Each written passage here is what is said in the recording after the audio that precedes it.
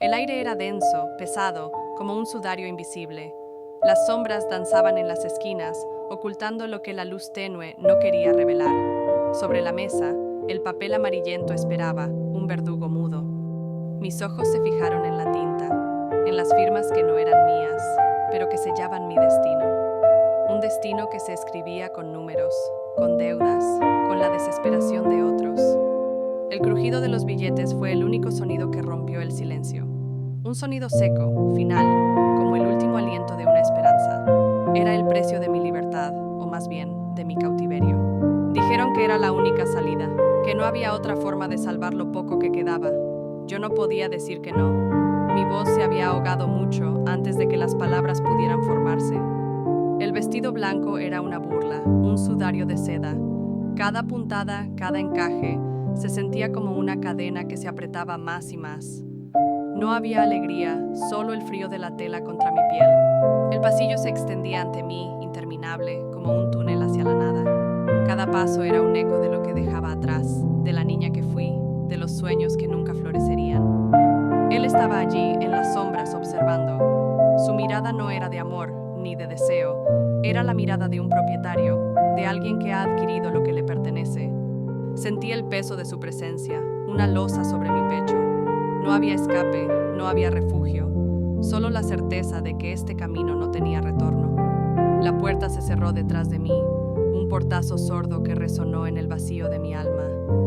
No era una puerta que se abría a un nuevo comienzo, sino una que se sellaba, encerrando mi vida. El espejo roto en la pared reflejaba una imagen fragmentada.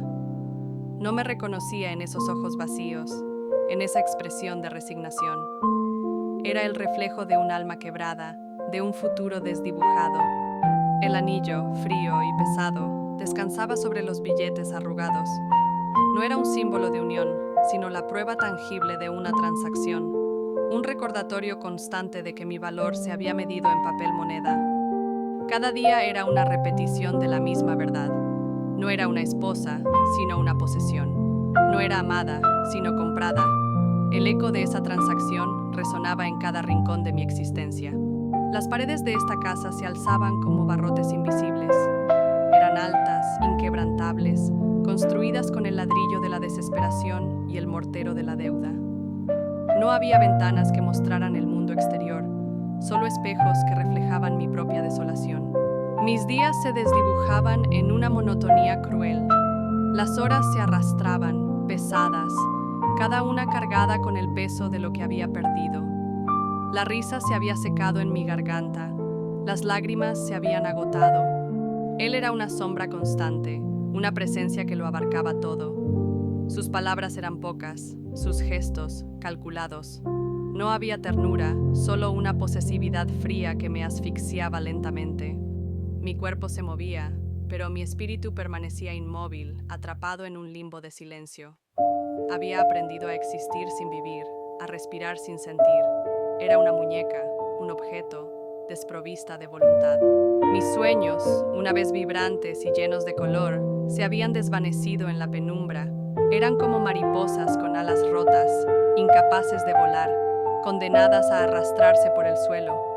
Recordaba los susurros de mi infancia, las promesas de un futuro brillante.